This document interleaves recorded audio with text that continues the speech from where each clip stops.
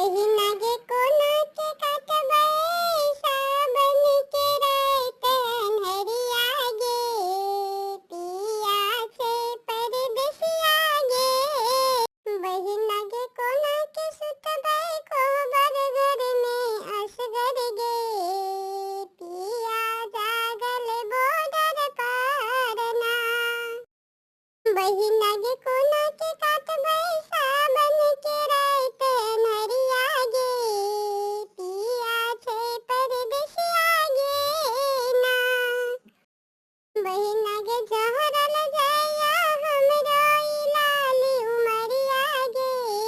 पिया ने लिखे कोनो खबरिया गे ना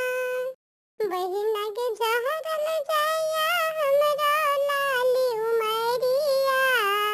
पिया ने लिखे कोनो खबरिया गे ना रास्ता देखत देखत बहिना कियस जहरे लालुरवा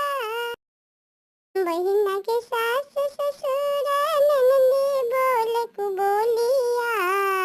थर थर कापे हमरा शरीरिया